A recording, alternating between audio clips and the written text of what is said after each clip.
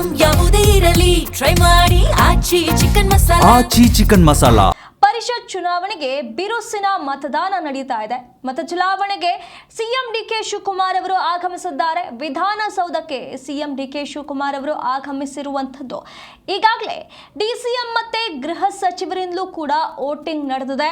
ಮಾಜಿ ಸಿಎಂ ಸಿದ್ದರಾಮಯ್ಯ ಅವರು ಕೂಡ ಮತದಾನವನ್ನ ಮಾಡಿದ್ದಾರೆ. ಈಗ ಈ ಒಂದು ಪರಿಷತ್ ಚುನಾವಣೆ ಅಂತಿಮ ಘಟ್ಟದಲ್ಲಿ ಬಂದು ನಿಂತಿರುವಂಥದ್ದು. ಈಗಾಗಲೇ 221 ಮತಗಳು ಚಲಾವಣೆ ಆಗಿರುವಂಥದ್ದು. ಸಂಜೆ 4 ಗಂಟೆಯ ಬಳಿಕ ಕೌಂಟಿಂಗ್ ಆರಂಭವಾಗುತ್ತೆ. ಅದಾದ ಬಳಿಕ ಮುಂದಿನ ಭವಿಷ್ಯ ನಿರ್ಧಾರವಾಗುತ್ತೆ. ಬಹುದಿನಗಳಿಂದ ಕುತೂಹಲ ಮೂಡಿಸಿದಂತ ಈ ಒಂದು ಪರಿಷತ್ ಚುನಾವಣೆ ಈಗ ಅಂತಿಮ ಹಂತಕ್ಕೆ ಬಂದು ತಲುಪಿರುವಂಥದ್ದು. ಹಲವರು ಈಗಾಗಲೇ ಒಂದು ಮತ ಚಲಾವಣೆಯನ್ನ ಮಾಡಿದ್ದಾರೆ. ಸಿಎಂ ಡಿಸಿಎಂ ಹಾಗೆ ಗೃಹ ಸಚಿವರೆಲ್ಲರೂ ಕೂಡ ವಿಧಾನಸೌಧಕ್ಕೆ ಬಂದು ಮತ ಚಲಾವಣೆಯನ್ನ ಮಾಡಿರುವಂಥದ್ದು. ಈಗಾಗಲೇ 221 ಮತಗಳ ಚಲಾವಣೆ ಮುಗಿದಿದೆ. ಸಂಜೆ 4 ಗಂಟೆಯ ಬಳಿಕ ಕೌಂಟಿಂಗ್ ಆರಂಭವಾಗುತ್ತೆ. ಕೌಂಟಿಂಗ್ ಎಲ್ಲ ಮುಗಿದ ಬಳಿಕ ಫಲಿತಾಂಶ ಏನು ಬರುತ್ತೆ ಅನ್ನೋದ್ರ ಬಗ್ಗೆ ಎಲ್ಲರೂ ಕೂಡ ಈಗ ಕುತೂಹಲದಿಂದ ಕಾಯ್ತಾ ಇದ್ದಾರೆ. ಈಗ ಹಲವು ದಿನಗಳಿಂದ ಇದರ ಬಗ್ಗೆ ಚರ್ಚೆಗಳು ಜೋರಾಗಿತ್ತು. ಕಾಂಗ್ರೆಸ್ ಕಡೆಯಿಂದಾಗ್ಲಿ ಬಿಜೆಪಿ ಜೆಡಿಎಸ್ ಎಲ್ಲರಿಂದಲೂ ಕೂಡ ಭಾರಿ ಕಸರತ್ತು ನಡೀತಾ ಇತ್ತು. ಇಲ್ಲಿ ಗೌಪ್ಯವಾಗಿ ಮತದಾನ ನಡೆಯುತ್ತೆ ಅನ್ನುವಂತಹ ಕಾರಣಕ್ಕೆ ಕ್ರಾಸ್ ವೋಟಿಂಗ್ನ ಕೆಲವೊಂದಿಷ್ಟು ಆತಂಕ ಕೂಡ ಮನೆ ಮಾಡಿತ್ತು. ಆದರೂ ಕೂಡ ಇಲ್ಲಿ ತಂತ್ರಗಳು ಪ್ರತಿತಂತ್ರಗಳು ಎಲ್ಲವೂ ಕೂಡ ನಡೆದು ಈಗ ಅಂತಿಮವಾಗಿ ಚುನಾವಣೆ ಹಂತಕ್ಕೆ ಬಂದು ತಲುಪಿರುವಂಥದ್ದು.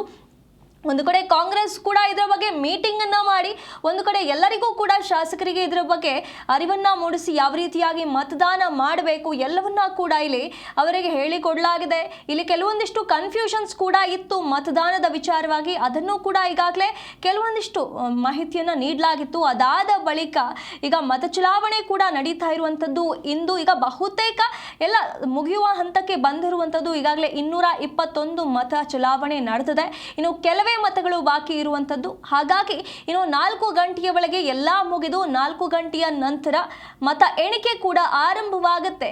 ಇಲ್ಲಿ ಕ್ರಾಸ್ ವೋಟಿಂಗ್ ಏನಾದರೂ ನಡೆಯುತ್ತಾ ಅನ್ನುವಂತಹ ಗೊಂದಲಗಳು ಕೂಡ ಈಗ ಎಲ್ಲ ಪಕ್ಷದಲ್ಲಿ ಇರುವಂಥದ್ದು. ಈಗ ಪಕ್ಷದಿಂದ ಉಚ್ಚಾಟನೆಗೊಂಡಿರುವಂಥ ಕೆಲವೊಂದಿಷ್ಟು ಅಭ್ಯರ್ಥಿಗಳೇನಾದರೂ ಇಲ್ಲಿ ಉಲ್ಟಾ ಹೊಡಿತಾರ ಅನ್ನುವಂಥ ಗೊಂದಲಗಳು ಕೂಡ ಇರುವಂಥದ್ದು. ಹಾಗಾಗಿ ಈ ಒಂದು ಚುನಾವಣೆಯ ಏನು ಮತದಾನದ ನಂತರ ಏನು ಎಣಿಕೆಯಾಗುತ್ತೆ ಅದಾದ ನಂತರ ಬರುವಂಥ ಫಲಿತಾಂಶದ ಬಗ್ಗೆ ಎಲ್ಲರ ಗಮನ ಇರುವಂಥದ್ದು. ಇಲ್ಲಿ ಕಾಂಗ್ರೆಸ್ ಕೆಲವೊಂದಿಷ್ಟು ಪ್ಲಾನ್ಗಳನ್ನ ಮಾಡಿತ್ತು. 8ನೇ ಅಭ್ಯರ್ಥಿಯನ್ನ ಕಣಕ್ಕಿಳಿಸುವ ವಿಚಾರವಾಗಿ ಕೂಡ ಎಲ್ಲರಲ್ಲೂ ಪ್ರಶ್ನೆ ಇತ್ತು. ಯಾಕೆ ರೀತಿಯಾದಂತೆ ಮಾಡ್ತಾ ಇದೆ ಕಾಂಗ್ರೆಸ್ನ ಪ್ಲಾನ್ ಏನು ಅನ್ನುವಂಥ ಗೊಂದಲಗಳು ಕೂಡ ಇರುವಂಥದ್ದು. ಇಲ್ಲಿ ಬೇರೆ ಪಕ್ಷದ ಶಾಸಕರಿಗೆ ಅಭ್ಯರ್ಥಿಗಳಿಗೆ ಗಾಳ ಹಾಕುವಂಥ ಪ್ರಯತ್ನವನ್ನೇನಾದರೂ ಇಲ್ಲಿ ಕಾಂಗ್ರೆಸ್ ಪಕ್ಷ ಮಾಡ್ತಾ ಇದೆಯಾ ಅನ್ನುವಂಥ ಅನುಮಾನಗಳು ಕೂಡ ಇರುವಂಥದ್ದು. ಹಾಗಾಗಿ ಭಾರಿ ಕುತೂಹಲಕ್ಕೆ ಕಾರಣವಾಗಿರುವಂಥ ಈ ಒಂದು ಚುನಾವಣೆಯ ಫಲಿತಾಂಶಕ್ಕಾಗಿ ಎಲ್ಲರೂ ಕಾಯ್ತಾ ಇದ್ದಾರೆ. ಈಗಾಗಲೇ ಸಿಎಂ ಡಿಸಿಎಂ ಗೃಹ ಸಚಿವರು ಹಾಗೆ ಮಾಜಿ ಸಿಎಂ ಸಿದ್ದರಾಮಯ್ಯ ಅವರು ಕೂಡ ಬಂದು ಮತ ಚಲಾವಣೆಯನ್ನ ಮಾಡಿರುವಂಥದ್ದು. ತಮ್ಮ ಹಕ್ಕಿನ ಚಲಾವಣೆಯನ್ನ ಮಾಡಿದ್ದಾರೆ. ಹಾಗಾಗಿ ಎಲ್ಲರೂ ಕೂಡ ಈ ಒಂದು ಚುನಾವಣೆಯ ಅಂತಿಮ ದಿನ ಇದು ಬಂದಿರುವಂಥದ್ದು. ಈಗ ಕಾಂಗ್ರೆಸ್ನಿಂದ ಒಂದು ಮೀಟಿಂಗ್ ಅನ್ನ ವಂಡರ್ಲಾ ರೆಸಾರ್ಟ್ ನಲ್ಲಿ ಮಾಡಲಾಯಿತು. ಸತತವಾಗಿ 2 ದಿನಗಳ ಕಾಲ ಎಲ್ಲರೂ ಕೂಡ ಅಲ್ಲೇ ವಾಸ್ತವ್ಯವನ್ನ ಹೂಡಿದ್ರು. ಅದಾದ ಬಳಿಕ ನೇರವಾಗಿ ವಿಧಾನಸೌಧಕ್ಕೆ ಎಲ್ಲರನ್ನ ಕರೆತರಲಾಯಿತು. ಈ ಒಂದು ಮಧ್ಯ ಗ್ಯಾಪ್ ಏನಿದೆ ಆ ಗ್ಯಾಪ್ ನಲ್ಲಿ ಏನಾದರೂ ಹೆಚ್ಚು ಕಡಿಮೆ ಆಗ್ಬಿಡುತ್ತೆ ಅನ್ನುವಂಥ ಭಯ ಕಾಂಗ್ರೆಸ್ಗೆ ಇದೆ ಅಂತ ಹೇಳಿ ಎಲ್ಲರೂ ಆಡ್ಕೊಂಡ್ರು. ಈ ಎಲ್ಲ ಆತಂಕಗಳ ನಡುವೆ ಈಗ ಇಷ್ಟೆಲ್ಲ ಕಸರತ್ತನ್ನ ಮಾಡಿರುವಂತಹ ಕಾಂಗ್ರೆಸ್ಗೆ ಇಲ್ಲಿ ತಾವು ಮಾಡಿರುವಂಥ ಪ್ಲಾನ್ ವರ್ಕೌಟ್ ಆಗುತ್ತಾ ಅಥವಾ ಅವರ ಆತಂಕದ ಪ್ರಕಾರವೇ ಏನಾದರೂ ಹೆಚ್ಚು ಕಡಿಮೆ ಆಗತ್ತಾ ಅನ್ನುವಂಥ ಆತಂಕ ಕೇವಲ ಕಾಂಗ್ರೆಸ್ನಲ್ಲ ಎಲ್ಲ ಪಕ್ಷದಲ್ಲೂ ಆ ಒಂದು ಆತಂಕ ಮನೆ ಮಾಡಿದೆ. ಹಾಗಾಗಿ ಇಂದು ಎಣಿಕೆಯ ನಂತರ ಏನೊಂದು ಫಲಿತಾಂಶ ಬರುತ್ತೆ. ಹಾಗಾಗಿ ಎಲ್ಲರೂ ಕೂಡ ಕಾಯ್ತಿದ್ದಾರೆ. ಈಗ ಅಂತಿಮ ಹಂತದವರೆಗೆ ಬಂದು ನಿಂತಿರುವಂಥದ್ದು. ಹಾಗಾಗಿ ಸಂಪೂರ್ಣವಾಗಿ ಫಲಿತಾಂಶಕ್ಕೆ ಕಾಯ್ತಿದ್ದಾರೆ. ಎಲ್ಲ ಚುನಾವಣೆ ಮುಗಿದ ನಂತರ ಏನಾಗುತ್ತೆ ಅನ್ನುವಂಥ ಆತಂಕ ಇರುವಂಥದ್ದು. ಹಾಗಾಗಿ ಸದ್ಯ ವಿಧಾನಸೌಧದಲ್ಲಿ ಈ ರೀತಿಯಾದಂಥ ಮತ ಚಲಾವಣೆ ನಡೀತಾ ಇದೆ. ಎಲ್ಲರೂ ಕೂಡ ಬಂದು ತಮ್ಮ ಹಕ್ಕನ್ನ ಚಲಾವಣೆ ಮಾಡ್ತಾ ಇದ್ದಾರೆ. ಪರಿಷತ್ ಚುನಾವಣೆ ಅಂತೇಳಿ ಹೇಳ್ತಾ ಬರ್ತಾ ಇದ್ದಂಥ ದಿನ ಕೊನೆಗೂ ಬಂದಿರುವಂಥದ್ದು. ಇಲ್ಲಿ ಕಾಂಗ್ರೆಸ್ನಲ್ಲಾಗಲಿ ಬಿಜೆಪಿಯಲ್ಲಾಗಲಿ JDSನಲ್ಲಾಗಲಿ ಏನೊಂದು ಆತಂಕ ಮನೆ ಮಾಡಿದೆ ಅದಕ್ಕೆ ಉತ್ತರ 4 ಗಂಟೆಯ ನಂತರ ಆಗುವಂಥ ಎಣಿಕೆಯಿಂದ ಗೊತ್ತಾಗುತ್ತೆ. ಹಾಗಾಗಿ ಇನ್ನೇನು ಕೆಲವೇ ಗಂಟೆಗಳಲ್ಲಿ ಅದು ಕೂಡ ನೆರವೇರಿ ಹೋಗುತ್ತೆ. ಹಾಗಾಗಿ ಎಲ್ಲರೂ ಕೂಡ ಕಾಯ್ತಿದ್ದಾರೆ. ಎಲ್ಲ ಗಣ್ಯರು ಈಗ ಬಂದು ಮತ ಚಲಾವಣೆಯನ್ನು ಮಾಡ್ತಾ ಇದ್ದಾರೆ. ದೃಶ್ಯದಲ್ಲಿ ನೋಡ್ತಾ ಇರೋ ಹಾಗೆ ಎಲ್ಲರೂ ಕೂಡ ವಿಧಾನಸೌಧದತ್ತ ಮುಖ ಮಾಡಿರುವಂಥದ್ದು ಬರ್ತಾ ಇದ್ದಾರೆ. ಮತ ಚಲಾವಣೆ ಮಾಡ್ತಿದ್ದಾರೆ, ಹೋಗ್ತಿದ್ದಾರೆ. ಹಾಗಾಗಿ ಸಂಪೂರ್ಣವಾಗಿ ಮತ ಚಲಾವಣೆ ಮುಗಿದ ನಂತರ ಎಣಿಕೆ ಆರಂಭವಾಗುತ್ತೆ.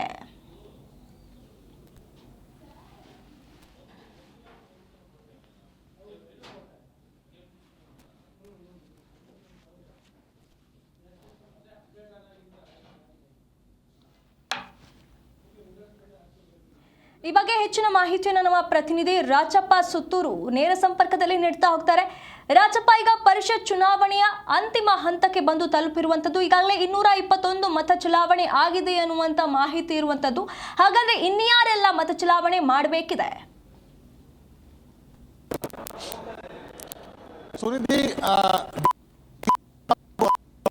ಎಲ್ಲ ಶಾಸಕರು 5 ಗಂಟೆ ಬಳಿಕ ಅಥವಾ 4 ಗಂಟೆ ಬಳಿಕ ಚುನಾವಣಾ ಆಯೋಗಕ್ಕೆ ವರದಿಯನ್ನು ಕಳಿಸಿ ಚುನಾವಣಾಧಿಕಾರಿ ಅಂತ ವಿಶಾಲಾಕ್ಷಿ ಅವರು ಅಧಿಕೃತವಾಗಿ ಈ ಒಂದು ಫಲಿತಾಂಶವನ್ನ ಅಥವಾ ಮತ ಎಣಿಕೆ ಆರಂಭ ಮಾಡಬಹುದು.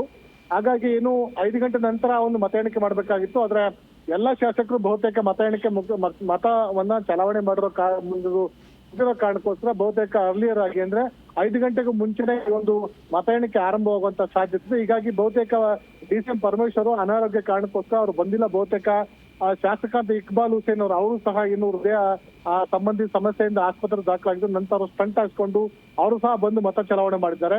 ರಾಜು ಕಾಗೆ ಅವರು ಸಹ ಮತ ಚಲಾವಣೆ ಮಾಡಿದ್ದಾರೆ. ಅವ್ರಿಗೂ ಸಹ ಅನಾರೋಗ್ಯ ಇತ್ತು, ಅವರು ಸಹ ಬಂದು ಮತ ಚಲಾವಣೆ ಮಾಡಿದ್ದಾರೆ. ಅಂತಿಮವಾಗಿ AS ಪೊನ್ನಣ್ಣ ಮತ್ತು ಬಸವರಾಜ ರಾಯರೆಡ್ಡಿ ಮತ್ತು ಪರಮೇಶ್ವರ್ ಈ ಮೂವರು ಮತ ಚಲಾವಣೆ ಮಾಡಬೇಕಾಗಿತ್ತು. ಸುಮಾರು 2 ಗಂಟೆ ವೇಳೆಗೆ 219 ಮತಗಳು ಚಲಾವಣೆ ಆಗಿತ್ತು. ಇನ್ನು 2-3 ಮತಗಳು ಬಾಕಿ ಇತ್ತು. ಅದರಲ್ಲಿ AS ಪೊನ್ನಣ್ಣ ಅವರು ಸಹ ಮತ ಚಲಾವಣೆ ಮಾಡಿದ್ದಾರೆ ಮತ್ತು ಬಸವರಾಜ ರಾಯರೆಡ್ಡಿ ಅವರು ಸಹ ಮತ ಚಲಾವಣೆ ಮಾಡಿದ್ದಾರೆ. ಇನ್ನು ಒಂದು ಮತ ಚಲಾವಣೆ ಮಾಡಬೇಕಾಗಿದೆ, ಅದು ಪರಮೇಶ್ವರ್ ಅವರು. ಹಾಗಾಗಿ ಇನ್ನು ಕೆಲವೇ ಕ್ಷಣಗಳಲ್ಲಿ ಅವರು ಸಹ ಬಂದು ಮತ ಚಲಾವಣೆ ಮಾಡುವಂತ ಸಾಧ್ಯತೆ ಇದೆ. ಇನ್ನು ಉಳಿದಂತೆ ಕಾಂಗ್ರೆಸ್ನ 5 ಜನ ಅಭ್ಯರ್ಥಿಗಳು ಬಹುತೇಕ ಗೆಲ್ತಾ ಅಂತ ಅನ್ನೋದನ್ನ ಮುಖ್ಯಮಂತ್ರಿಗಳು DK ಶಿವಕುಮಾರ್ ವಿಶ್ವಾಸವನ್ನು ವ್ಯಕ್ತಪಡಿಸಿದ್ದಾರೆ. ಇದೇ ತಾನೇ ಅವರು ಮತ ಚಲಾವಣೆ ಮಾಡಿ ತೆರಳಿದ್ದಾರೆ. ಹಾಗಾಗಿ 5 ಅಭ್ಯರ್ಥಿಗಳು, ಕಾಂಗ್ರೆಸ್ನ 5 ಅಭ್ಯರ್ಥಿಗಳು ಮೊದಲ ಪ್ರಾಶಸ್ತ್ಯ ಮತ ಜೊತೆಗೆ 5ನೇ ಅಭ್ಯರ್ಥಿ 2ನೇ ಪ್ರಾಶಸ್ತ್ಯ ಮತಗಳಿಂದಾಗೂ ಗೆಲ್ಲುವಂತ ಸಾಧ್ಯತೆ ಇದೆ ಅಂತ ಅನ್ನೋದನ್ನ ಅವರು ವಿಶ್ವಾಸವನ್ನು ವ್ಯಕ್ತಪಡಿಸಿದ್ದಾರೆ. ಯಾವುದೇ ಪಕ್ಷದಿಂದ JDS ಇರ್ಬೋದು, ಬಿಜೆಪಿಯಿಂದ ನಮ್ಮ ಪಕ್ಷದ ಅಭ್ಯರ್ಥಿಗೆ ಕ್ರಾಸ್ ಅಡ್ಡ ಮತದಾನ ಮಾಡುವಂತ ಅಗತ್ಯತೆ ಇಲ್ಲ. ನಮಗೆ ಎಲ್ಲ ಸಹ 28 ಮತಗಳಿವೆ. ಹಾಗಾಗಿ ಯಾರೂ ಸಹ ಹೆಚ್ಚುವರಿ ಮತಗಳನ್ನ ಪಡೆಯುವಂತ ಅಗತ್ಯತೆ ಇಲ್ಲ. ಒಂದ್ ವೇಳೆ ಮತ ಚಲಾವಣೆ ಮಾಡಿರೋದ್ ಬಗ್ಗೆ ನಮಗೆ ಯಾರೂ ಸಹ ನಮ್ಗೆ ಮಾಹಿತಿ ನೀಡಲ್ಲ, ಯಾಕಂದ್ರೆ ಇದು ರಹಸ್ಯ ಮತದಾನ. ಹಾಗಾಗಿ ಅವರು ಮತ ಚಲಾವಣೆ ಮಾಡಿದ್ದಾರೆ ಅಂತ ಅನ್ನೋದು. ಇನ್ನು ST ಸೋಮಶೇಖರ್ ಅಭ್ಯರ್ಥಿ ಶಿವರಾಮ್ ಹೆಬ್ಬಾರ್ ಮತ ಚಲಾವಣೆ ಮಾಡಿರೋ ಬಗ್ಗೆಯೂ ಸಹ DK ಶಿವಕುಮಾರ್ ಅವರು ಯಾವುದನ್ನೇ ಗುಟ್ಟನ್ನು ಬಿಟ್ಕೊಡಿಲ್ಲ. ಯಾರಿಗೆ ಬೇಕಾದ್ರೂ ಮತ ಚಲಾವಣೆ ಮಾಡ್ಲಿಕ್ಕೆ ಅವರು ಸ್ವತಂತ್ರರಿದ್ದಾರೆ. ಹಾಗಾಗಿ ಅವರು ನಮ್ಮ ಜೊತೆಲಿದ್ದಾರೆ ಅಂತ ಅನ್ನೋ ವಿಶ್ವಾಸ ಇದೆ. ಹಾಗಾಗಿ ನಮ್ಮ ಪಕ್ಷದ ಅಭ್ಯರ್ಥಿಗೆ ಮತ ಚಲಾವಣೆ ಮಾಡಿದ್ದಾರೆ ಅಂತ ಅನ್ನೋದನ್ನ ಹೇಳಲಿಕ್ಕೆ ನಾನು ಸಿದ್ಧ ಇಲ್ಲ, ಯಾಕಂದ್ರೆ ಇದು ರಹಸ್ಯ ಮತದಾನ ಅಂತ ಹೇಳುವ ಮೂಲಕ ಅದರಲ್ಲೂ ಸಹ DK ಶಿವಕುಮಾರ್ ಅವರು ಗೌಪ್ಯತನ ಕಾಯ್ಕೊಳ್ಳುವಂತ ಪ್ರಯತ್ನ ಮಾಡಿದ್ರು. ಇನ್ನು ಬಿಜೆಪಿ ನಾಯಕರಂತ R ಅಶೋಕ್ ಅವರು ಹೇಳುವಂತದ್ದು, ನಾವು ಎಲ್ಲಾ ಅಭ್ಯರ್ಥಿಗಳು ನಮ್ಮ ಶಾಸಕರಿಗೆ 30 ಇಲ್ಲೊಂದಷ್ಟು ಸಮಸ್ಯೆಗಳನ್ನ ಬಿಜೆಪಿ ಅವರು ಸೃಷ್ಟಿ ಮಾಡ್ಕೊಂಡಿದ್ದಾರೆ. JDS ಶಾಸಕರು ಈ ಒಂದು ಕಾರಣಕ್ಕೋಸ್ಕರನೇ ಬಿಜೆಪಿ ನಾಯಕರ ವಿರುದ್ಧ ಮುನಿಸ್ಕೊಂಡಿದ್ದಾರೆ. ಅದೇನಂತಂದ್ರೆ ಇದುವರೆಗೆ 28 ಮತಗಳನ್ನ ಚಲಾವಣೆ ಮಾಡಿ ಉಳಿದಂತ ಮತಗಳನ್ನ JDSಗೆ ಟ್ರಾನ್ಸ್ಫರ್ ಮಾಡ್ತೀವಿ ಅಂತ ಹೇಳಲಾಗ್ತಾ ಇತ್ತು. ಆದ್ರೆ ಅಂತಿಮವಾಗಿ ಬಿಜೆಪಿ ನಾಯಕರು ಮಾಡಿದಂತ ಎಡವಟ್ಟು ಅಂತಂದ್ರೆ 30 ಮತಗಳನ್ನ ಅವರ ಅಭ್ಯರ್ಥಿಗಳು ಚಲಾವಣೆ ಮಾಡ್ಕೊಂಡಿದ್ದಾರೆ. ಅಂದ್ರೆ ಅನುಮಾನ ಕಾರಣಕ್ಕೋಸ್ಕರ ಯಾರು ಅಡ್ಡ ಮತದಾನ ಮಾಡಿರ್ಬೋದು ಅಂತ ಅನುಮಾನ ಕಾರಣಕ್ಕೋಸ್ಕರ 30 ಮತಗಳ ಚಲಾವಣೆ ಮಾಡ್ಕೊಂಡು ಅವರ 2 ಅಭ್ಯರ್ಥಿಗಳಿಗೆ ಒಟ್ಟು 60 ಮತಗಳಾಗ್ತವೆ. ಆಗ ಉಳಿದಂತ ಇನ್ನು 3 ಮತಗಳು ಅಂತಂದ್ರೆ ಏನು ಪಕ್ಷೇತರ ಹಿಂದೆ ಪಕ್ಷೇತರ ಬೇರೆ ಶಾಸಕರಾಗಿದ್ದಂತ ಜನಾರ್ದನ್ ರೆಡ್ಡಿ ಅವರು, ನಂತರ ಅವರು ಕಲ್ಯಾಣ ರಾಜ್ಯ ಪ್ರಗತಿ ಪಕ್ಷ ಇತ್ತು, ಆ ಪ್ರಗತಿ ಪಕ್ಷವನ್ನು ಬಿಜೆಪಿಗೆ ಮರ್ಜ್ ಮಾಡಿದ್ರು. ಬಿಜೆಪಿ 2 ಮತಗಳು, ಕಲ್ಯಾಣ ರಾಜ್ಯ ಪ್ರಗತಿ ಪಕ್ಷ ಅಂತ ಜನಾರ್ದನ್ ರೆಡ್ಡಿ 1 ಮತ, ಅದೇ ರೀತಿ ಮತ್ತೊಂದು ಮತ ಅಂತ ಬಸವಗೌಡ ಪಾಟೀಲ್ ಎತ್ತಾಳ್, ಕೇವಲ ಅವರಿಗೆ 4 ಓಟ್ಗಳು ಮಾತ್ರ ಟ್ರಾನ್ಸ್ಫರ್ ಆದಂತ ಒಂದು ಪರಿಸ್ಥಿತಿ ನಿರ್ಮಾಣವಾಗಿದೆ. ಬಿಜೆಪಿಯ ಸುಮಾರು 6 ಮತಗಳು JDSಗೆ ಟ್ರಾನ್ಸ್ಫರ್ ಆಗ್ಬೇಕಾಗಿತ್ತು. ಆ ಒಂದು ಟ್ರಾನ್ಸ್ಫರ್ ಆಗಿದ್ದಲ್ಲಿ JDS ಅಭ್ಯರ್ಥಿಗೆ ಒಂದಷ್ಟು ಲಾಭ ಆಗ್ತಿತ್ತು. ಆದ್ರೆ ಈ ಬಾರಿ ಹಂಗ್ ಮಾಡಿಲ್ಲ. ಅದರ ಬದಲಾಗಿ 30 ಮತಗಳನ್ನ ಚಲಾವಣೆ ಮಾಡಿ ಕೇವಲ ಇನ್ನು 3-4 ಮತಗಳನ್ನ ಮಾತ್ರ JDSಗೆ ಟ್ರಾನ್ಸ್ಫರ್ ಮಾಡಿದ್ದಾರೆ. ಹಾಗಾಗಿ JDSನ 17 ಅಥವಾ 18 ಮತಗಳು ಮತ್ತು ಬಿಜೆಪಿಯ ಒಟ್ಟು 4 ಮತಗಳು ಈಗ JDS ಅಭ್ಯರ್ಥಿಗೆ ಟ್ರಾನ್ಸ್ಫರ್ ಆಗಿದೆ. ಜೊತೆಗೆ ಬಿಜೆಪಿ ಎಲ್ಲಾ ಶಾಸಕರ 2ನೇ ಪ್ರಾಶಸ್ತ್ಯ ಮತಗಳನ್ನು ಸಹ JDS ಅಭ್ಯರ್ಥಿಗೆ ರವಾನೆ ಮಾಡಲಾಗಿದೆ. ಹೀಗಾಗಿ ಎಲ್ಲ ಒಂದ್ ಕಡೆ JDS ಏನು ಅಭ್ಯರ್ಥಿ ಇದ್ರೆ ಗೋವಿಂದ ರಾಜ್ ಅವರು ಅಸಮಾಧಾನಗೊಂಡಿದ್ದಾರೆ. ಯಾಕಂತಂದ್ರೆ ಈ ಒಂದು ಮತಗಳು GT ದೇವೇಗೌಡ ಅವರು ಕಾಂಗ್ರೆಸ್ ಅಭ್ಯರ್ಥಿಗೆ ಮತ ಚಲಾವಣೆ ಮಾಡಿರುವಂತ ಸಾಧ್ಯತೆ ಇದೆ ಅಂತ ಒಂದು ಶಂಕೆಯನ್ನು ವ್ಯಕ್ತಪಡಿಸಲಾಗ್ತಾ ಇದೆ. ಹಾಗಾಗಿ ಇನ್ನಷ್ಟು JDS ಶಾಸಕರು ಸಹ ಈ ಒಂದು ಕಾಂಗ್ರೆಸ್ ಅಭ್ಯರ್ಥಿಗೆ ಮತ ಚಲಾವಣೆ ಮಾಡಿರುವಂತ ಸಾಧ್ಯತೆಯನ್ನು ತಳ್ಳಿ ಹಾಕುವಂತಿಲ್ಲ. ಒಟ್ಟಾರೆಯಾಗಿ ಈ ಬಾರಿ ಮತ ಚಲಾವಣೆ ಏನಾಗಿದೆ, ಆ ಚಲಾವಣೆಯಲ್ಲಿ ಕಾಂಗ್ರೆಸ್ ಅಭ್ಯರ್ಥಿಗೆ ಒಂದಷ್ಟು ಮತಗಳು ಹೆಚ್ಚುವರೆಗೆ ಬಿದ್ದಿರುವಂತ ಸಾಧ್ಯತೆ ಇದೆ. ಜೆಡಿಎಸ್ ಅಲ್ಲಿ ಒಂದಷ್ಟು ಮತಗಳು ಕೊರತೆ ಬೀಳುವಂತ ಸಾಧ್ಯತೆ ಇದೆ. ಕಾಂಗ್ರೆಸ್ ಅನ್ನ 5ನೇ ಅಭ್ಯರ್ಥಿಗೆ ಎಲ್ಲಾ ಅಭ್ಯರ್ಥಿಗಳ ಕಾಂಗ್ರೆಸ್ನ 139 ಶಾಸಕರ ಮತ ಇದೆ, ಅದರ 2ನೇ ಪ್ರಶಸ್ತಿ ಮತಗಳನ್ನು ಕಾಂಗ್ರೆಸ್ನ 5ನೇ ಅಭ್ಯರ್ಥಿಗೆ ಹಾಕಿರುವ ಕಾರಣಕ್ಕೋಸ್ಕರ ಕಾಂಗ್ರೆಸ್ನ 5ನೇ ಅಭ್ಯರ್ಥಿ ವಿನಯ್ ಕಾರ್ತಿಕ್ ಗೆಲ್ಲುವಂತ ಬಹುತೇಕ ಲಕ್ಷಣಗಳಿವೆ. ಹಾಗಾಗಿ ಕಾಂಗ್ರೆಸ್ 5 ಅಭ್ಯರ್ಥಿಗಳು, ಬಿಜೆಪಿ 2 ಅಭ್ಯರ್ಥಿಗಳು ಬಹುತೇಕ ಗೆಲುವನ್ನು ಸಾಧಿಸಬಹುದು. ಹೀಗಾಗಿ ಸುಮಾರು 4 ಗಂಟೆ ವೇಳೆಗೆ ವಿಧಾನಸಭೆ ಕಾರ್ಯದರ್ಶಿ ಮತ್ತು ಚುನಾವಣಾಧಿಕಾರಿ ವಿಶಾಲಾಕ್ಷಿ ಅವರು ಇದನ್ನು ಅಧಿಕೃತವಾಗಿ ಮತ ಎಣಿಕೆಗೆ ಅಥವಾ ಮತ ಚಲಾವಣೆ ಮುಕ್ತಾಯವಾಗಿದೆ, ಇನ್ನೇನಿದ್ರು ಮತ ಎಣಿಕೆ ಅಂತ ಅನ್ನೋದನ್ನ ಅಧಿಕೃತವಾಗಿ ಘೋಷಣೆ ಮಾಡುವ ಮೂಲಕ ಚುನಾವಣಾ ಆಯೋಗಕ್ಕೆ ವರದಿಯನ್ನು ಕಳಿಸ್ತಾರೆ. ಹಾಗಾಗಿ ಕಾಂಗ್ರೆಸ್ ಅಭ್ಯರ್ಥಿಗೆ ಗೆಲುವಿಗೆ ಡಿ ಕೆ ಶಿವಕುಮಾರ್ ಹೂಡಿದ ತಂತ್ರ ಬಹುತೇಕ ಸಕ್ಸಸ್ ಆಗಿದೆ. ಇಲ್ಲಿ ಒಂದು ವಿಚಿತ್ರವನ್ನು ನಿಮ್ಗೆ ಹೇಳ್ಬೇಕಾಗತ್ತೆ.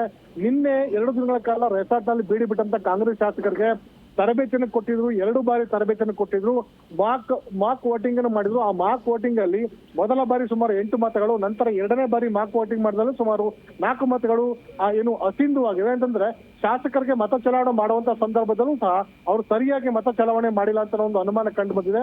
ಹಾಗಾಗಿ ಈಗ ಹಾಕಿರುವ ಮತಗಳ ಬಗ್ಗೆನೂ ಸಹ ಕಾಂಗ್ರೆಸ್ ನಾಯಕರಿಗೆ ಎಲ್ಲ ಒಂದು ಸಂಖ್ಯೆ ಇದೆ. ಯಾಕಂದ್ರೆ ನಂಬರ್ 2 ರೋಮನ್ ಸಂಖ್ಯೆಯಲ್ಲಿ ನಂಬರ್ 2 ಹಾಕ್ಬೇಕಾಗತ್ತೆ. ಅದು ಒಂದು ವೇಳೆ ಜೆಡ್ ತರ ಬರ್ತಾರೆ, ಅದು ಮತಗಳು ಅಸಿಂಧುವಾಗುತ್ತೆ. ನಂಬರ್ 1, ನಂಬರ್ 2 ಈ ಪ್ರಾಶಸ್ತ್ಯ ಮತಗಳನ್ನು ಸಹ ಸರಿಯಾಗಿ ಕ್ರಮ ಸಂಖ್ಯೆ ಆಧಾರವಾಗಿಟ್ಕೊಂಡು ಅದನ್ನೇ ಉಲ್ಲೇಖ ಮಾಡಬೇಕಾಗತ್ತೆ. ಹೀಗಾಗಿ ಕೆಲ ಹಿರಿಯ ಶಾಸಕರಿದ್ದಾರೆ. ಇನ್ನು KH ಮುನಿಯಪ್ಪನವರು ಸಹ ಅವರು ಇವನ್ ನಂಬರ್ ಬರೆಯೋ ಸಂದರ್ಭದಲ್ಲೂ ಸಹ ಕೈ ಅವ್ರಿಗೆ ಶೇಕ್ ಆಗತ್ತೆ. ಹಾಗಾಗಿ ಒಂದ್ ವೇಳೆ ಇಂತಹ ಎಡವಟ್ಟುಗಳ ಆಗಿದ್ದೇ ಅದಲ್ಲಿ ಚಲಾವಣೆ ಆಗಿರುವಂತಹ ಮತಗಳು ಅಸಿಂಧುವಾಗುವಂತ ಆತಂಕ ಕಾಂಗ್ರೆಸ್ ಅಲ್ಲಿದೆ. ಹಾಗಾಗಿ 30 ಮತಗಳನ್ನು ಚಲಾವಣೆ ಮಾಡಿ ಆ 30 ಮತಗಳಲ್ಲಿ 5ನೇ ಅಭ್ಯರ್ಥಿಗೆ 28 ಮತಗಳು ತೆಗೆದುಕೊಂಡಂತ ಈಚ್ ಅಭ್ಯರ್ಥಿಗೆ 1 ಅಭ್ಯರ್ಥಿಗೆ 28 ಮತಗಳು, ಕಾಂಗ್ರೆಸ್ ಅಭ್ಯರ್ಥಿಗಳು ಕಾಂಗ್ರೆಸ್ ಶಾಸಕರು ಒಬ್ಬೊಬ್ಬ ಅಭ್ಯರ್ಥಿಗೆ 30 ಮತಗಳು ಚಲಾವಣೆ ಮಾಡಿದ್ದಾರೆ. ಹಾಗಾಗಿ ಮೊದಲ 4 ಅಭ್ಯರ್ಥಿಗಳು ತೆಗೆದುಕೊಂಡಿರುವಂತಹ 30 ಮತಗಳಲ್ಲಿ 28 ಮತಗಳನ್ನು ಕನ್ಸಿಡರ್ ಮಾಡಿ ಉಳಿದಂತ 2.5 ಹೆಚ್ಚುವರಿ ಮತಗಳನ್ನ 5ನೇ ಅಭ್ಯರ್ಥಿಗೆ ಟ್ರಾನ್ಸ್ಫರ್ ಮಾಡ್ತಾರೆ. ಹಾಗಾಗಿ ಆ ಮತಗಳ ಮೌಲ್ಯ ಹೆಚ್ಚುತ್ತೆ. ಹೀಗಾಗಿ ಇದರಲ್ಲೂ ಸಹ ಒಂದು ರೀತಿ ಕಾಂಗ್ರೆಸ್ ನಾಯಕರು ತಂತ್ರಗಾರಿಕೆಯನ್ನು ಬಳಸಿ 30 ಮತಗಳ ಚಲಾವಣೆ ಮಾಡಿ ಆ 30 ಮತಗಳಲ್ಲಿ 28 ಮತಗಳು ಕಟ್ ಆಫ್ ಅನ್ನು ತೆಗೆದುಕೊಂಡು ಉಳಿದಂತ 2 ಹೆಚ್ಚುವರಿ ಮತಗಳನ್ನ 5ನೇ ಅಭ್ಯರ್ಥಿಗೆ ಟ್ರಾನ್ಸ್ಫರ್ ಮಾಡೋ ಮೂಲಕ ಆ ಮತಗಳ ಮೌಲ್ಯವನ್ನು ಹೆಚ್ಚಳ ಮಾಡಿಕೊಂಡು ಅಲ್ಲೂ ಸಹ ಗೆಲ್ಲುವಂತ ತಂತ್ರಗಾರಿಕೆಯನ್ನು ಹೂಡಿದ್ದಾರೆ. ಒಟ್ಟಾರೆಯಾಗಿ ಕಾಂಗ್ರೆಸ್ ಈ ಬಾರಿಯ ವಿಧಾನ ಪರಿಷತ್ನ ಚುನಾವಣೆಯಲ್ಲಿ ಕಾಂಗ್ರೆಸ್ 5ನೇ ಅಭ್ಯರ್ಥಿಯನ್ನು ಗೆಲ್ಲಿಸುವಂತ ತಂತ್ರಗಾರಿಕೆ ಬಹುತೇಕ ಯಶಸ್ವಿ ಆಗಿದೆ ಅಂತ ಹೇಳ್ತಾ ಇದ್ದಾರೆ. ಹಾಗಾಗಿ 5 ಗಂಟೆ ನಂತರ ಈ ಫಲಿತಾಂಶ ಪ್ರಕಟವಾಗುತ್ತೆ. ಆ ಸಂದರ್ಭದಲ್ಲಿ ನಿಜಕ್ಕೂ ಕಾಂಗ್ರೆಸ್ ತಂತ್ರಗಾರಿಕೆ ವರ್ಕೌಟ್ ಆಗಿದೆಯಾ, ಬಿಜೆಪಿ ಮತ್ತು ಜೆಡಿಎಸ್ ತಂತ್ರಗಾರಿಕೆ ವಿಫಲವಾಗಿದೆ ಅಂತ ಅನ್ನೋದು ಇನ್ನು ಕೆಲವೇ ಕ್ಷಣಗಳಲ್ಲಿ ಅಥವಾ ಕೆಲವೇ ಗಂಟೆಗಳಲ್ಲಿ ಬಹಿರಂಗವಾಗಲಿದೆ. ಸುನಿಧಿ. ಹಾಗೆ ರಾಜಪ್ಪ, ಇಲ್ಲಿ GD ದೇವೇಗೌಡರು JDS ಶಾಸಕರ ಜೊತೆ ಬರದೆ ತಾವೇ ಸ್ವತಃವಾಗಿ ಪ್ರತ್ಯೇಕವಾಗಿ ಬಂದು ಮತದಾನ ಮಾಡಿ ಹೋಗಿದ್ದಕ್ಕೆ ಇಲ್ಲಿ ಬಿಜೆಪಿಯಲ್ಲಿ ಒಂದು ಡೌಟ್ ಶುರುವಾಯ್ತಾ? ಅಂದ್ರೆ ಅವರು ಮಾಡಬೇಕಾಗಿದ್ದಂಥ ಪ್ಲಾನೇ ಬೇರೆ ಇತ್ತು. ಈಗ 30 ಮತಗಳ ಹಾಕಲಾಗಿರುವಂಥದ್ದು, ಇದು ಅವರ ಈ ಒಂದು ಬಿಹೇವಿಯರ್ ಇಂದ ಈ ಒಂದು ನಿರ್ಧಾರವನ್ನ ಬದಲಾಯಿಸಲಾಯ್ತಾ ಹೇಗೆ ಅಂತ? ಸುನಿಧಿ, ಈ ಒಂದು ನಿರ್ಧಾರದಿಂದ ಏನು ಬದಲಾವಣೆ ಏನು ಆಗ್ಲಿಕ್ಕಿಲ್ಲ. ಯಾಕಂತಂದ್ರೆ ಈ GD ದೇವೇಗೌಡರನ್ನ ಇವರು ಯಾರು ಸಹ ವಿಶ್ವಾಸ ತೆಗೆದುಕೊಳ್ಳುವಂತ ಪ್ರಯತ್ನವನ್ನು ಮಾಡಿಲ್ಲ. ಅವರ ಶಾಸಕಾಂಗದ ನಾಯಕ ಸುರೇಶ್ ಬಾಬು ಇರ್ಬೋದು ಅಥವಾ ಅಭ್ಯರ್ಥಿ ಅವರಿಗೆ ದೂರವಾಣಿ ಕರೆ ಮಾಡಿ ಮತ ಚಲಾವಣೆ ಮಾಡಿ ಅಂತ ಹೇಳಿದ್ರು. ಆದ್ರೆ ಶಾಸಕಾಂಗ ಸಭೆಗೂ ಅವರು ನಿನ್ನೆ ಬಂದಿರಲಿಲ್ಲ ಮತ್ತು ನಿನ್ನೆ ಎಲ್ಲಾ ಶಾಸಕರನ್ನ JDS ಶಾಸಕರನ್ನ ರೆಸಾರ್ಟ್ಗೆ ಶಿಫ್ಟ್ ಮಾಡಲಾಗಿತ್ತು. ಆ ಸಂದರ್ಭದಲ್ಲೂ ಸಹ ಅವರು ಹಾಜರಿಲ್ಲ. ಹಾಗಾಗಿ ಇಂದು ಬೆಳಗ್ಗೆ ಶಾಸಕಾಂಗ ಸಭೆಯಲ್ಲಿ ಅವರು ಸಭೆ ಸೇರಿದ್ರು ಸಹ ಅಲ್ಲಿಗೆ GD ದೇವೇಗೌಡರು ತಿರುಗಲಿಲ್ಲ. ನೇರವಾಗಿ ವಿಧಾನಸಭೆ ಮತಗಟ್ಟೆಗೆ ಬಂದು ಅವರು ಮತ ಚಲಾವಣೆ ಮಾಡಿದ್ದಾರೆ. ಹಾಗಾಗಿ ಆತ್ಮಸಾಕ್ಷಿಯ ಮತಗಳನ್ನ ಚಲಾವಣೆ ಮಾಡಿದ್ದೀನಿ ಅಂತ ಹೇಳ್ತಿದ್ದಾರೆ. ಹಾಗಾಗಿ ಆತ್ಮಸಾಕ್ಷಿ ಮತಗಳು JDS ಪಕ್ಷಕ ಅಥವಾ ಬೇರೆ ಪಕ್ಷಕ ಅನ್ನೋದು ಕಾದ್ ನೋಡ್ಬೇಕಾಗಿದೆ. ಒಟ್ಟಾರೆಯಾಗಿ 5 ಗಂಟೆ ನಂತರ GD ದೇವೇಗೌಡರು ಯಾರ ಪರವಾಗಿ ಮತ ಚಲಾವಣೆ ಮಾಡಿದ್ದಾರೆ ಅಂತ ಅನ್ನೋದು ಒಂದು ಮಾಹಿತಿ ಲಭ್ಯವಾಗಬಹುದು. JDS ನಾಯಕರು ಹೇಳ್ತಾರಂತದ್ದು ನಮಗೆ ಕೇವಲ 17 ಮತಗಳು ಚಲಾವಣೆ ಆಗಿರುವಂತಹ ಸಾಧ್ಯತೆ ಇದೆ, ಎಕ್ಸೆಪ್ಟ್ GD ದೇವೇಗೌಡರು ಅಂತ ಆತಂಕವನ್ನು ಅಥವಾ ಅನುಮಾನವನ್ನು ಸಹ ಅವರು ವ್ಯಕ್ತಪಡಿಸಿದ್ದಾರೆ. ಹೀಗಾಗಿ 5 ಗಂಟೆ ಮತ ಎಣಿಕೆ ಬಳಿಕ ಯಾವ ಮತ ಯಾರಿಗೆ ಚಲಾವಣೆ ಆಗಿದೆ, GD ದೇವೇಗೌಡರ ಮತ ನಿಜಕ್ಕೂ ಅವರ ಆತ್ಮಸಾಕ್ಷಿಯಾಗಿ ಬಿಜೆಪಿಗೆ JDS ಅಭ್ಯರ್ಥಿಗೆ ಹಾಕಿದಾರಾ ಅಥವಾ ಕಾಂಗ್ರೆಸ್ ಅಭ್ಯರ್ಥಿ ಆಗ್ತಾರೆ ಅಂತ ಗೊತ್ತಾಗ್ಬೇಕಾಗಿದೆ. ಹಾಗಾಗಿ ಇದ್ರ ಬಗ್ಗೆ ಬಿಜೆಪಿ ನಾಯಕರನ್ನು ತಲೆ ಕೆಚ್ಕೊಳ್ತಲ್ಲ. ಯಾಕಂದ್ರೆ ಬಿಜೆಪಿ 2 ಅಭ್ಯರ್ಥಿಗಳು ಅವರು ಗೆಲ್ತಿದ್ದಾರೆ. 2 ಹೆಚ್ಚುವರಿ ಮತಗಳನ್ನ ಮಾತ್ರ ಅವರು ಟ್ರಾನ್ಸ್ಫರ್ ಮಾಡ್ತಾ ಇರೋದು. ಈ ಹೆಚ್ಚುವರಿ ಮತಗಳನ್ನ ಮಾತ್ರ ಕೊಡ್ತೇವೆ ಅಂತ ಅನ್ನೋದನ್ನ ಭರವಸೆ ಕೊಟ್ಟಿದ್ರು. ಅದರಲ್ಲೂ ಸಹ ಈಗ ಅವರು ಹೆಚ್ಚುವರಿ ಮತಗಳನ್ನ ಕಟ್ ಆಫ್ ಮಾಡಿದ್ದಾರೆ. 2 ಹೆಚ್ಚುವರಿ ಮತಗಳನ್ನ ಅವರವರೇ 30 ಮತಗಳನ್ನ ಚಲಾವಣೆ ಮಾಡಿರುವ ಕಾರಣಕ್ಕೋಸ್ಕರ 4 ಮತಗಳು ಕಟ್ ಆಗ್ತಾ ಇದೆ. ಹಾಗಾಗಿ ಭರವಸೆ ಕೊಟ್ಟ ಮತಗಳನ್ನೇ ಅವರು ಕೊಡ್ಲಿಕ್ಕೆ ವಿಫಲರಾಗಿರುವಂತ ಬಿಜೆಪಿ ನಾಯಕರು ಜೆಡಿಎಸ್ಗೆ ಹೆಚ್ಚುವರಿ ಮತಗಳನ್ನ ಕೊಡುವುದರಲ್ಲಿ ಅಥವಾ ಜಿಟಿ ದೇವೇಗೌಡ ಮತಗಳನ್ನ ಕಟ್ ಆಫ್ ಮಾಡೋದ್ರಲ್ಲಿ ಯಾವ ಆಶ್ಚರ್ಯ ಪಡುವಂತ ಅಗತ್ಯತೆ ಇಲ್ಲ. ಹಾಗಾಗಿ ಇಲ್ಲೊಂದ್ ಕಡೆ ಬಿಜೆಪಿ ನಾಯಕರು ಜೆಡಿಎಸ್ಗೆ ಕೈ ಕೊಟ್ರೆ ಜಿಟಿ ದೇವೇಗೌಡರು ಇಲ್ಲೊಂದ್ ಕಡೆ ಕೈ ಕೊಟ್ಟಂತಾಗಿದೆ. ಹಾಗಾಗಿ ಈ ಹಿಂದೆನೂ ಸಹ ಬಿಜೆಪಿ ಜೆಡಿಎಸ್ ನಾಯಕರು ಹೇಳ್ತಾ ಇದ್ದದ್ದು ನಾವು ಗೆಲ್ಲುತ್ತೇವೆ ಅಂತ ಅನ್ನೋ ವಿಶ್ವಾಸ ಏನಿಲ್ಲ, ನಮ್ಮ ಅಭ್ಯರ್ಥಿನ ಕಣಕ್ಕಿಳಿಸುವ ಮೂಲಕ ನಮ್ಮ ಮತಗಳನ್ನ ಉಳಿಸ್ಕೊಳ್ತೇವೆ ಅಂತ ಅನ್ನೋ ವಿಶ್ವಾಸವನ್ನ ಅಥವಾ ನಾವು ಕನ್ಸಾಲ್ಟೇಟ್ ಮಾಡುವಂತ ಪ್ರಯತ್ನವನ್ನು ಮಾಡ್ತಿದ್ದೀವಿ ಅಂತ ಅನ್ನೋದನ್ನು ಹೇಳಿದ್ರು. ಅಂದ್ರೆ ಚುನಾವಣೆ ಸ್ಪರ್ಧಿಸೋದು ಕೇವಲ ತಮ್ಮ ಮತಗಳನ್ನ ಉಳಿಸ್ಕೊಳ್ಳೋಕೋಸ್ಕರ ತಮ್ಮ ಅಭ್ಯರ್ಥಿ ಹಾಕಿರುವಂತದ್ದು ತಾವು ಹೊಂದಾಣಿಕೆಯಿಂದಿದ್ದೇವೆ, ನಮ್ಮಲ್ಲಿ ಯಾವುದೇ ಗೊಂದಲ ಇಲ್ಲ, ನಮ್ಮ ಅಭ್ಯರ್ಥಿಗಳು ಅಥವಾ ನಮ್ಮ ಶಾಸಕರು ಬೇರೆ ಪಕ್ಷಕ್ಕೆ ಮತದಾನ ಮಾಡಲಿಕ್ಕೆ, ಯಾಕಂದ್ರೆ ಅಭ್ಯರ್ಥಿ ಹಾಕಿದ್ರೆ ಮಾತ್ರ ನಮ್ಮ ಪಕ್ಷಕ್ಕೆ ಮತದಾನ ಮಾಡ್ತಾರೆ, ಅಭ್ಯರ್ಥಿನ ಹಾಕಿಲ್ಲ ಅಂತ ಕಂಡು ಬಂದರೆ ಅವಿರೋಧವಾಗಿ ಆಯ್ಕೆ ಆಗ್ತಾರೆ. ಹೀಗಾಗಿ ನಮ್ಮ ಮತಗಳನ್ನ ಉಳಿಸ್ಕೊಳ್ಳೋಕ್ಕೋಸ್ಕರ ನಾವು ಅಭ್ಯರ್ಥಿನ ಕಣಕ್ಕಿಳಿಸ್ತೇವೆ ಅಂತ ಹೇಳಿದ್ದಾರೆ. ಅದರಲ್ಲಿ ಅವರು ಯಶಸ್ವಿಯಾಗಿದ್ದಾರೆ. ಆದರೆ ಒಂದು ವೇಳೆ ಅಡ್ಡ ಮತದಾನ ಮಾಡಿದರೆ ಮಾತ್ರ ಅದು ವಿಫಲರಾಗ್ತಾರೆ. ಇಲ್ಲಿ ಬಿಜೆಪಿ ನಾಯಕರು ಕೊಟ್ಟ ಮಾತನ್ನು ತಪ್ಪಿ ಅವರು ಸಹ ಒಂದು ರೀತಿ JDSಗೆ ದ್ರೋಹ ಮಾಡಿದ್ದಾರೆ. ಇನ್ನು JDSನ ಶಾಸಕರು ಒಂದು ವೇಳೆ ಅವರ ಪಕ್ಷದ ಶಾಸಕರೇ ಮತದಾನ ಮಾಡಿಲ್ಲ ಅಂತಂದರೆ ಅದು ಒಂದು ರೀತಿ ದ್ರೋಹ ಆಗುತ್ತೆ. ಹೀಗಾಗಿ ಇವೆಲ್ಲವೂ ಸಹ 5 ಗಂಟೆ ಮತ ಎಣಿಕೆ ಬಳಿಕ ಬಹಿರಂಗವಾಗಲಿದೆ. ಸುನಿಧಿ. ಓಕೆ, ಧನ್ಯವಾದಗಳು ರಾಜಪ್ಪ ನಿಮ್ಮೆಲ್ಲ ಮಾಹಿತಿಗಾಗಿ.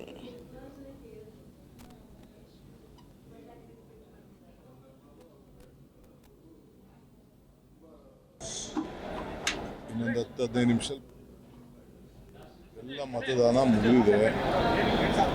ನಾವು ಯಾವ ತಂತ್ರಗಾರಿಕೆನೂ ಮಾಡಿಲ್ಲ, ತಂತ್ರಗಾರಿಕೆ ಅವಶ್ಯಕತೆ ಇಲ್ಲ. ಎಲ್ಲರೂ ಪ್ರಜ್ಞಾವಂತರಿದ್ದಾರೆ, ಬುದ್ಧಿವಂತಿದ್ದಾರೆ, ಜನರ ಪ್ರತಿನಿಧಿಗಳಿದ್ದಾರೆ. ಅವರು ಅವ್ರಿಗೆ ಸ್ವ ಇಚ್ಛೆ ಮೇಲೆ ಏನು ಮತ ಹಾಕಬೇಕು ಹಾಕಿರ್ತಾರೆ. ಅದು ಬಿಟ್ಟರೆ ಯಾಕೆ ಯಾವ ತಂತ್ರಗಾರಿಕೆ ನಾವು ಮಾಡೋಣ? ನನ್ನ ಪಾಡು ನನ್ನ ಹರಶಿವ ಅಂದ್ಬಿಟ್ಟು ನಾನೆಲ್ಲ MLAಗಳ ಹತ್ರ 1-2 ದಿನ ಕಾಲ ಕಳ್ಕೊಂಡು ಕೂತಿದ್ದೆ. ಅದು ಬಿಟ್ಟರೆ ನಾನು ಯಾವ ತಂತ್ರಗಾರಿಕೆನೂ ಮಾಡಿದೆ ಅಲ್ಲ. ನಾವು ಯಾವ ತಂತ್ರಗಾರಿಕೆ ಮಾಡೋಕ್ಕೆ ಹೋಗಿಲ್ಲ, ಬರೀ MLAಗಳು ಕೂತಿದ್ದೀವಿ. ನಮ್ಮ MLA ಹುಷಾರಿರಲಿಲ್ಲ, ವೆಯ್ಟ್ ಮಾಡ್ತಿದ್ದೆ ಅವ್ನು ಬರಲಿ ಅಂತ. ನನಗೆ ಗೊತ್ತಿಲ್ಲ ಕ್ರಾಸ್ ಯಾಕೆ ಕ್ರಾಸ್ ಆಗ್ತದೆ. ಕ್ರಾಸ್ ಆಗುವಂಥ ಅವಶ್ಯಕತೆ ಏನಿಲ್ಲ. ನಿಮ್ಮ ಅಭ್ಯರ್ಥಿಗೆ ನಮ್ಮ ಹತ್ರ ಏನು ಓಟ್ ಇದೆ, ನಮ್ಮ ಓಟ್ ನಮ್ಗೆ ಹಾಕೊಳ್ಳಿ ಅಂತ ನಾವು ಕೇಳ್ಕೊಂಡಿದ್ದೀವಿ ಅಷ್ಟೇ. ಕ್ಯಾಂಡಿಡೇಟ್ಗಳು ಏನೇನು ಮಾಡ್ಕೊಂಡಿದ್ದಾರೋ ಗೊತ್ತಿಲ್ಲ ನನಗೆ. ತಮಿಳ್ನಾಡು ಗೌರ್ಮೆಂಟ್